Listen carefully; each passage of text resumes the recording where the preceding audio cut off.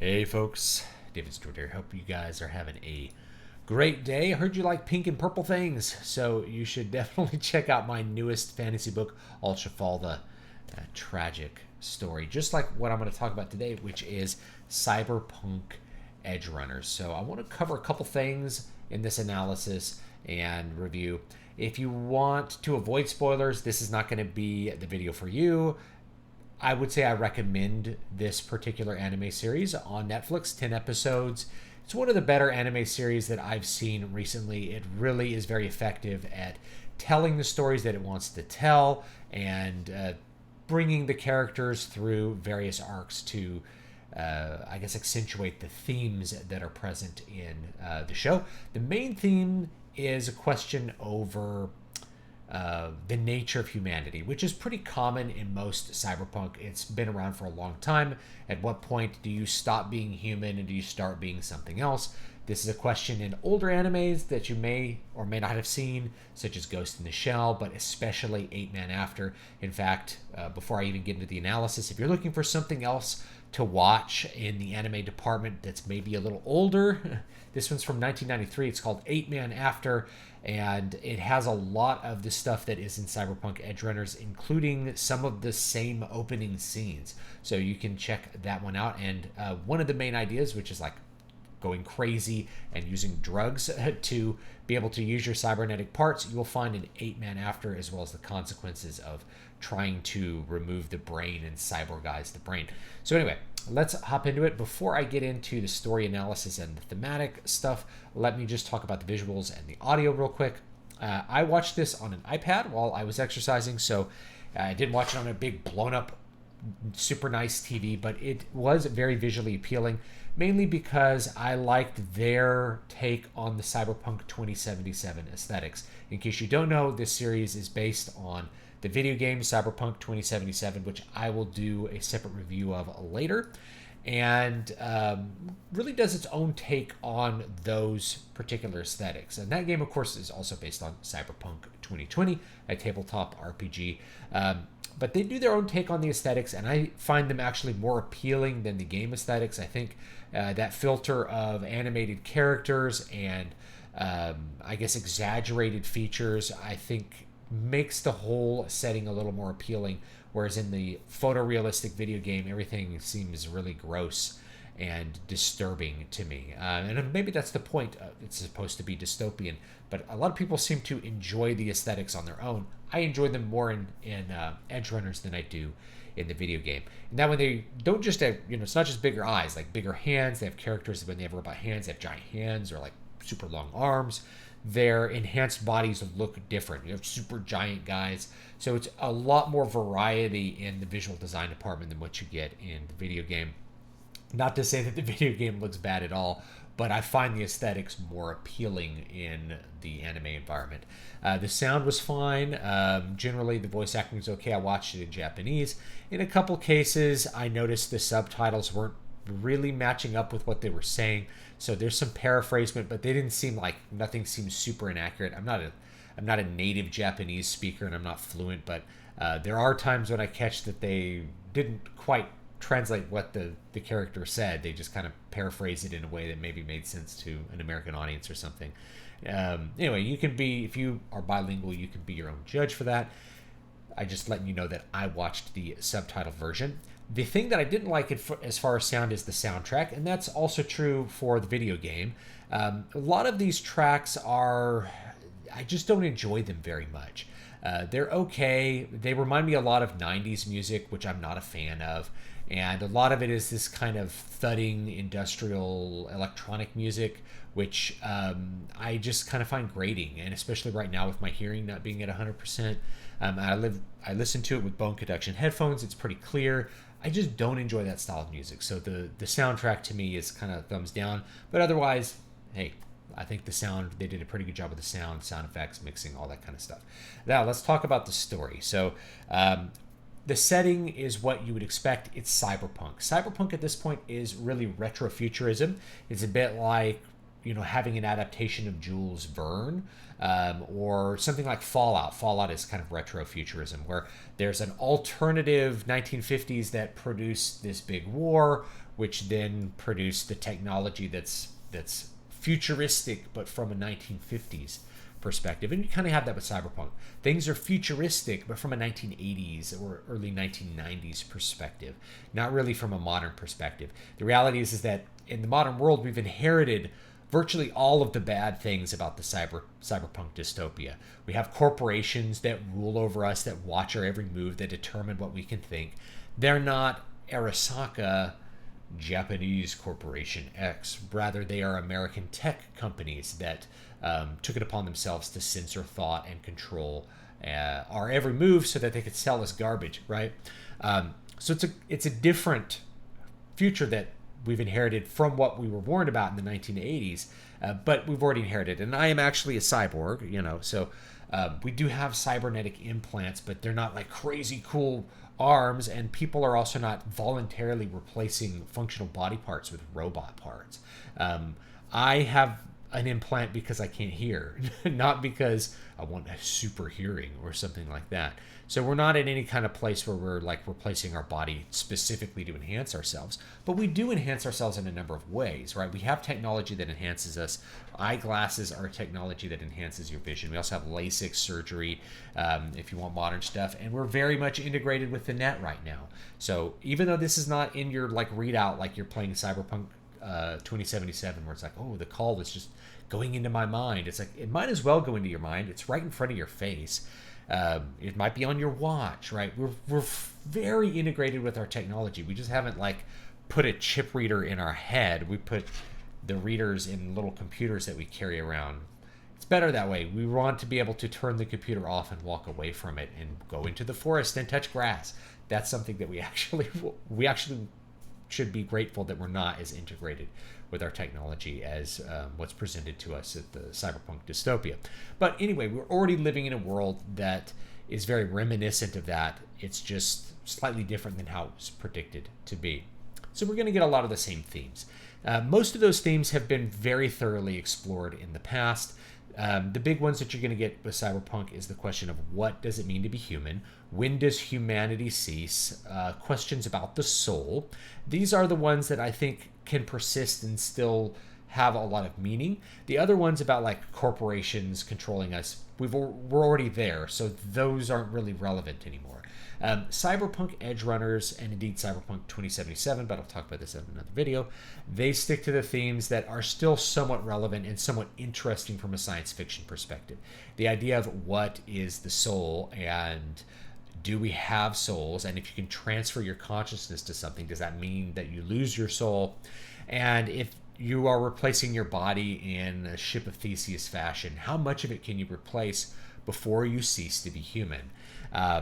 Now, there's a Gnostic element to this question, which I'll get to when I talk about the themes, but that's the basic stuff with the setting. The technology, the aesthetics, the pink lights, all of that is just kind of window dressing for the underlying meaning of the setting, which is that we've been dehumanized by technology and by corporate control. And we can really say that. I mean, there's people whose thoughts are really controlled by the phone. They're really glued to it. You might be, to some extent, like a dopamine addict wanting to look at social media. Whenever you feel bored, you want to pop open your phone and, find something interesting. I certainly am tempted to do that very often. So if you're in that boat, you're not alone. You're talking to someone who uses a lot of tech and is tempted to use it probably more than I should, for sure.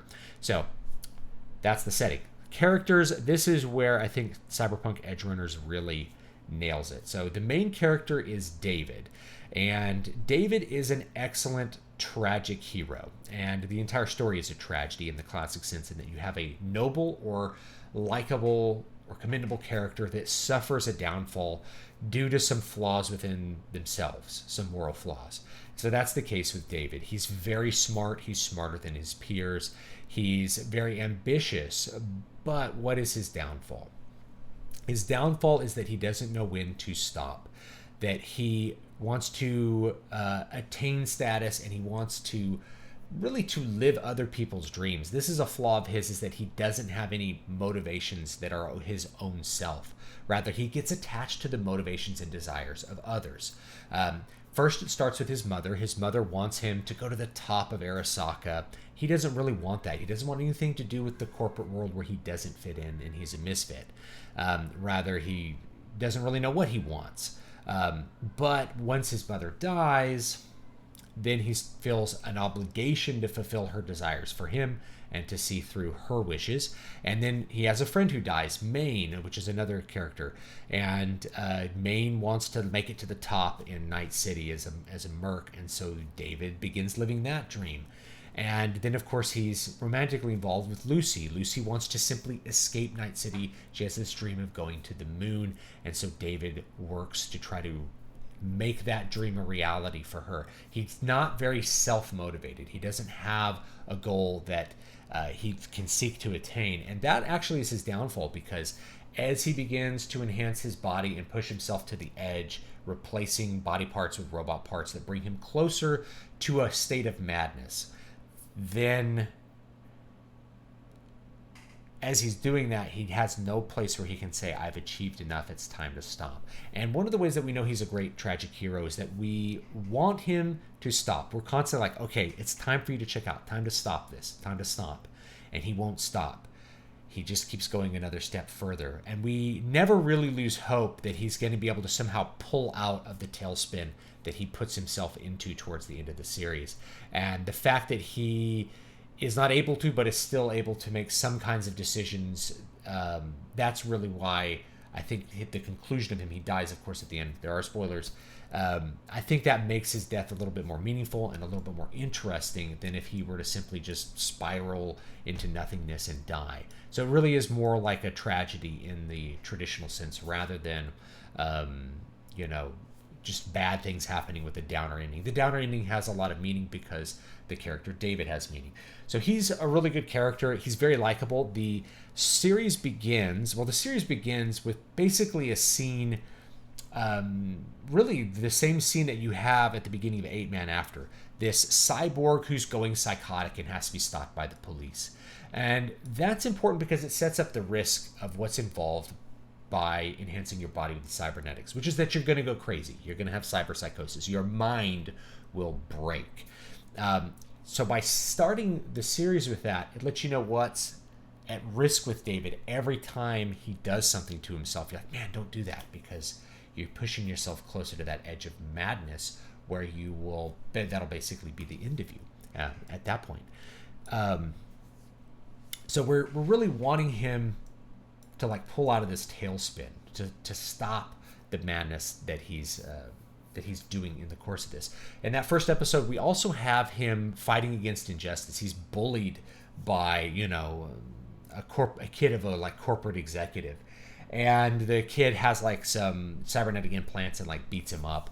And so we really want him to get back at him, and that's a really easy way to get the audience on the side of the character, show them suffering due to injustice.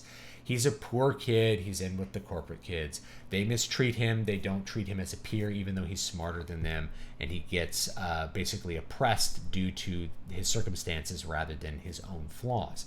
So we're on his side right from the beginning. That's a really good writing technique, and it really carries us through all the way to the end. So it's a great way that they began that. Some other notable characters are Maine. So Maine is this mercenary that David meets who, has extensively replaced his body. He suffers cyberpsychosis at the midpoint of the series, just to remind us that this is what's at stake. This is what's going to happen if you continue down the path of cyborgation, or whatever you want to call it. And then he dies, right? And so David picks up his charge and starts being like Maine. He starts doing what Maine wanted him to do. And the third kind of character in the main trio, I guess, really the primary secondary character is Lucy, this girl that David meets and falls in love with, has a romantic attachment to, and really wants to see her vision of escaping Night City. Now, she's the character I identify with the most because I think Night City's a terrible place that I would never want to be in. I know that there's lots of people who play the Cyberpunk game and enjoy Night City for its own thing. But I personally detest it as an idea. I would never want to live in that. Now, I've lived in LA and I've lived in Las Vegas, and it reminds me of those two places, but like the worst aspects of both of them by a lot. So I get her. She wants to just escape. She is working to get enough resources to escape not just Night City, but escape Earth, go to the moon, get off of Earth and go to some other place where you can get away from the horrors of the dystopia that is living in this mega city on the edge of the California desert. So I identified a lot with that. Now, what comes to be revealed later is that she was raised by a corporation, basically as a slave, to do all this net running stuff. So she has this great skill set, but it's a terrifying proposition. She's always living in fear. That's why she wants to escape. You escape out of the immediate prison, and Night City itself is just another wall around it.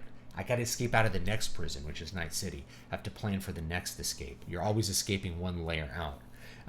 So I really liked her. That was Lucy.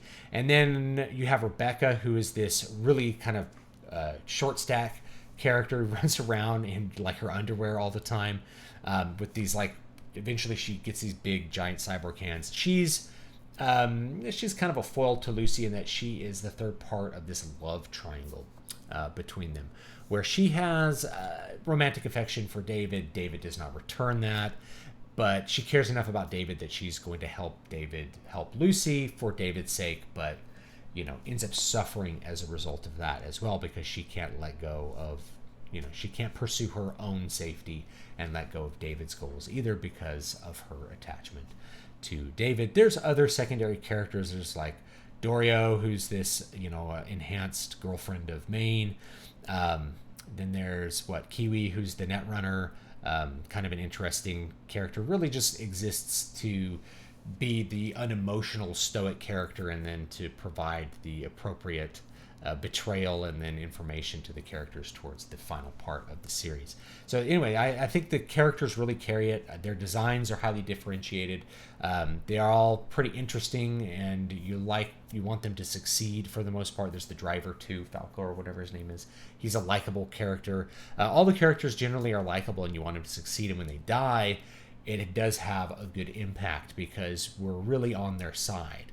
We really want them to succeed, even though we're afraid of the means that they're using. I use we, I really mean me, but that's an expected audience reaction.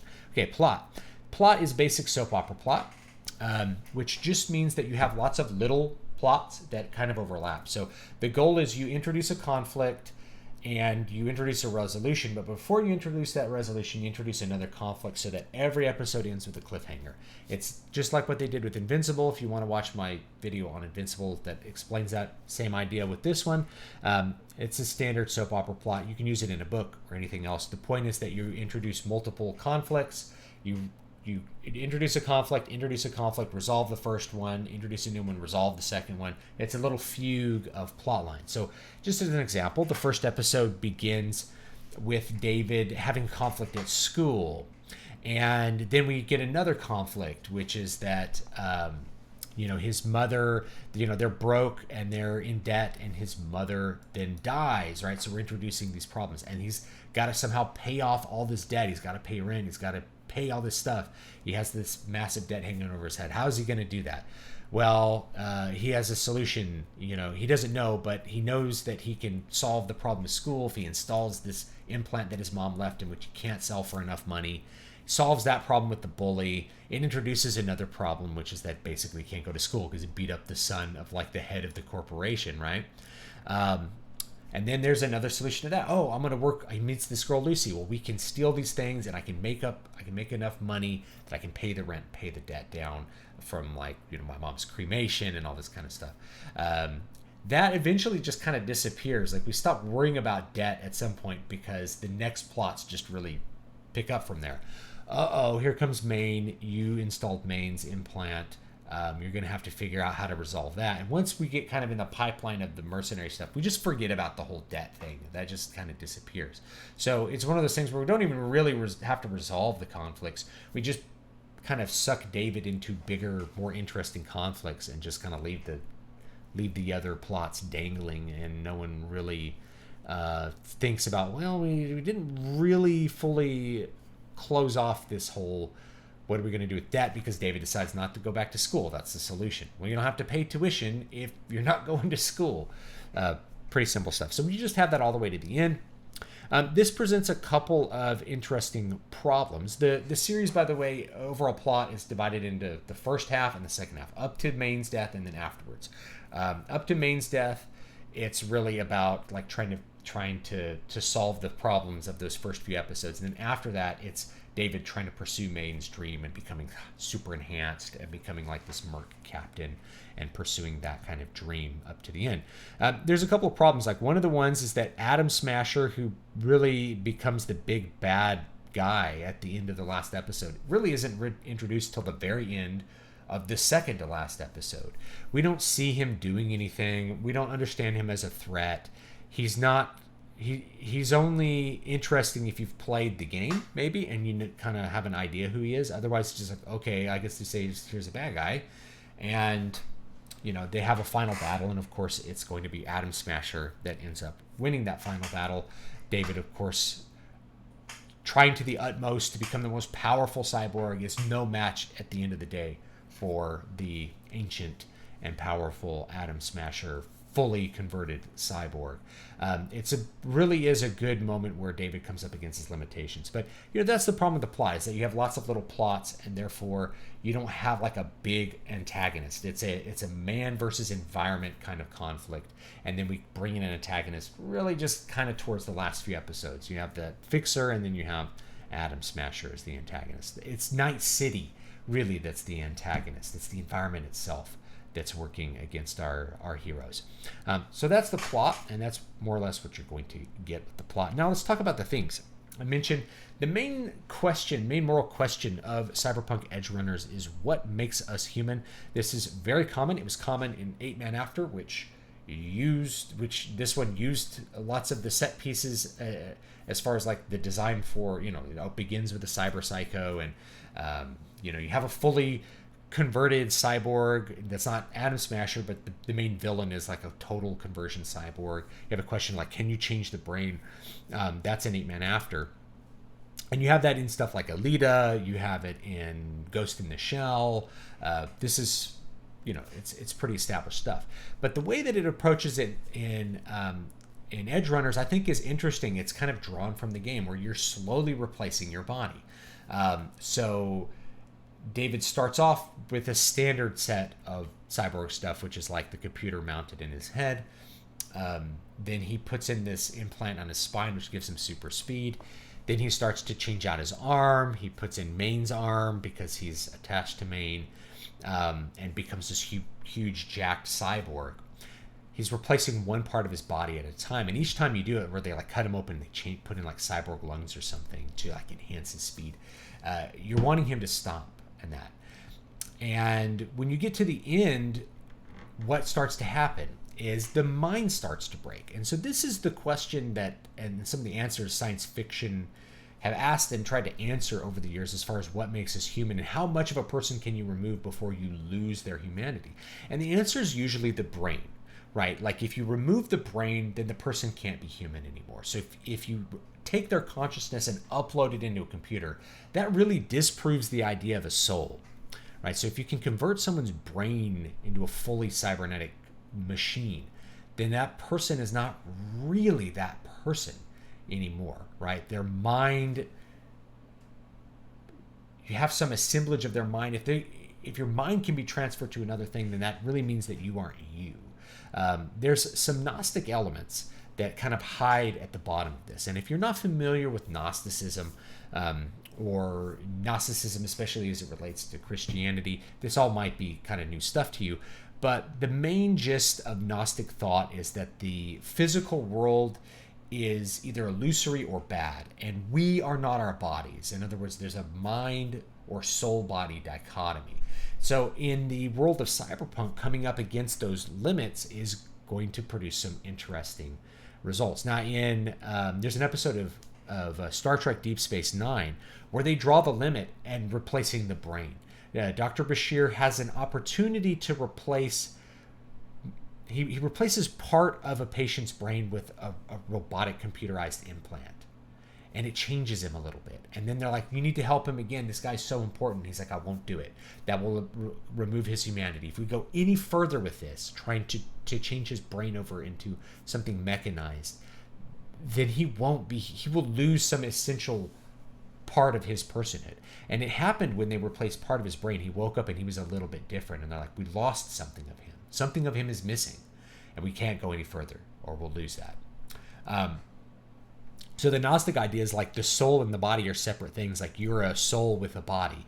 That's really a Gnostic idea and is not something that is present in traditional Christianity, which views the like you are your body, right? You're a body soul. I don't remember the theological word for it, but your body and soul, not a soul with a body, but body and soul. And the reason that you don't want to deny that is that Christ became incarnate. Christ was fully man and fully God. And to deny the importance of the body means to deny Christ's humanity. And then you enter some interesting waters where like his crucifixion, his suffering doesn't mean anything because the body wasn't real or the body's corrupted bad. How could the perfect being have a corrupt or bad body? And then he ascended into heaven. Did his body ascend? Well, in traditional Christian belief, yes, he ascended bodily into heaven. He has a body. He's not simply a disembodied spirit, but he has a physical body. You know, Thomas like put his hand into the wounds and felt that Christ had a real body, and that translates into the Eucharistic thought that this is truly Christ's body and this is truly Christ's blood. Not in a metaphorical sense, or we're just remembering him by doing this, which may be part of a Protestant church if you're a Protestant, but that it's really him. It's because he was really a physical being. So the Gnostic thought is quite in opposition to that the flesh and the body and the mind are really different things, that the body doesn't have any meaning. And we see this in Cyberpunk. Like when Gloria, David's mom, dies, they just, they do a cheap cremation, and it's like her ashes just like come out of a vending machine. Like, here you go, here's your mom's remains. Like, it's a complete disregard for the humanity of the person to destroy their body. And it's one of these interesting things where atheism can end up, and full materialism can end up in this weird kind of horseshoe theory where you end up back with the Gnostics. Because you would think if somebody only subscribed to a material world, there's no soul. Like, you are your physical, your mind is your physical arrangement. Then somehow the body also ends up becoming meaningless once the mind functioning within it ceases to work. Then the body becomes a nothing. It becomes a nothing, meaningless object. And that's the mindset of all the people and the entire world in the Cyberpunk universe, and it's very present in Cyberpunk Edgerunners. That's why they're replacing their body. The body's meaningless. We just can take off this arm, put on a new arm, and it doesn't matter. Like, the fact that we're losing our arm doesn't matter. Now, I have an implant that's to restore hearing that I lost. And I'm not less human because my hearing is damaged. Just as somebody who loses the use of their legs or loses a leg, isn't any less human for losing their leg. But they are, harmed. They've been diminished by losing their leg. That's a reality. It's no one wants to be without a leg. But it's another thing to be like, my leg is worthless. Take it and replace it with something different, something mechanical. That is a different thing than getting a prosthetic leg because you had a leg get blown up by an IED or something.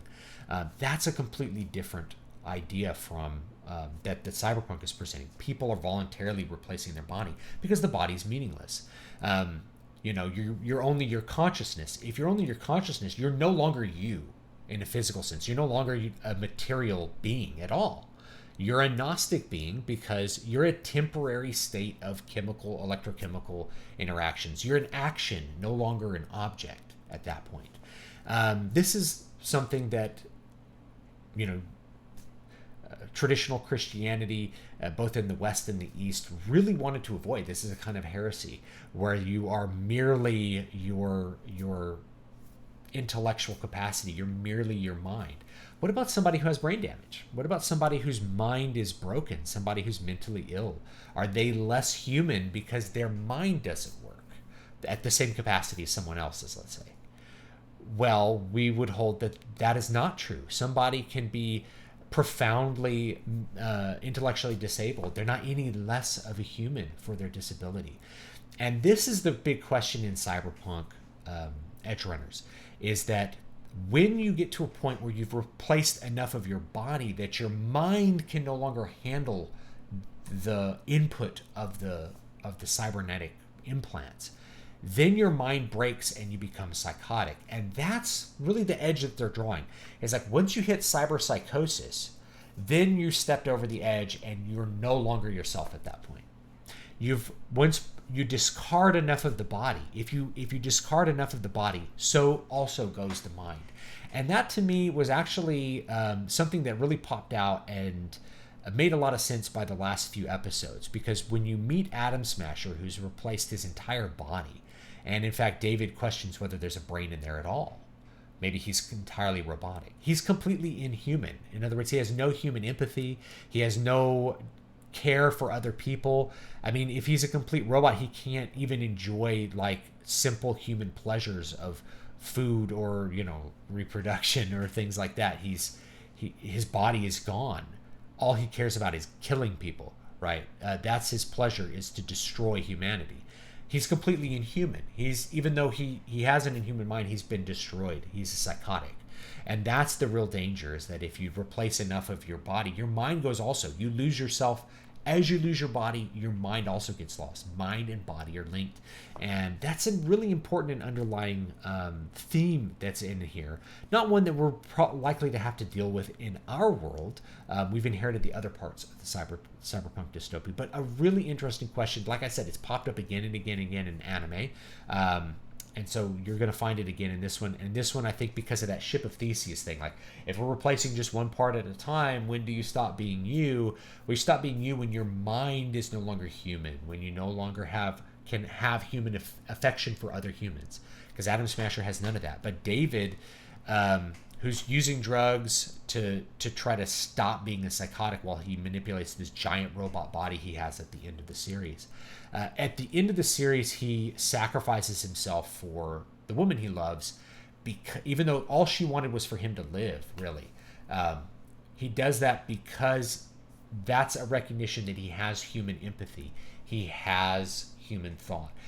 This is a theme that is present in, say, Philip K. Dick's Do Androids Dream of Electric Sheep, though it's almost completely missing from Blade Runner, is this idea that humanity is like bound up in empathy. There's like a fake religion, if I remember right, that's bound around having empathy for animals and things like that. That's the whole empathy test at the beginning of the movie. Like, why don't you flip the turtle over?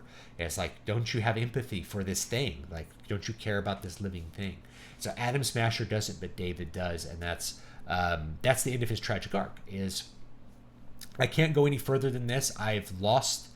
I will maintain this tiny bit of humanity, because if I go any further, my mind will break and I'll stop being me. So I will die before I allow myself to be completely dehumanized. I will sacrifice myself and I will choose death, because that's the only way that I can continue being me, continue being human any longer, having replaced so much of the body. So it's an interesting question. And like I said, the Gnostic questions are very present, especially in like cyberpunk anime, of what is the soul? Do you have a soul? And it's also present in the game, which I'll talk about in a separate video, with like the soul killer AI and things like that. These questions are present, but I think this series does a really good job diving into that deep kind of Gnostic theme within the dystopia, this dystopian world where the body is really nothing. So anyway, leave me your thoughts down below. Hopefully this is an interesting analysis. I was just thinking, it's like if I was Jonathan Pajot, I'd probably do like another 30 minutes. If it was him, he'd do like another 30 minutes on these different theological elements and the symbolism behind them. But the main thing is that there's a question of whether your body is you, and I think this series really makes the statement that at a certain point, if you replace enough of the body, you stop being you. that you are, to some extent, your body. Though we don't think just removing a thumb reduces your humanity. It's over time replacing everything. It starts to wear you down, right? So anyway, let me know what you think down below in the comment section. Newest fantasy book, Alshafalda, if you like pink and purple. If you're interested in questions of like sci-fi or cyberpunk dystopia, I don't write cyberpunk. The closest thing I have is Prophet of the Godseed, in which the cyberpunk dystopia is like way in the background, but it's some of these themes are present in that one, which I published years ago at this point. And some of those themes are also in, Voices of the Void, but mainly it's going to be Prophet of the Godseed. And I have a new book coming out called Afterglow Generation Y. It's a collection of short stories about being my age, like people who were born in the 70s and 80s, and what that experience was like. So check it out, and I'll see you guys next time. Have a great one.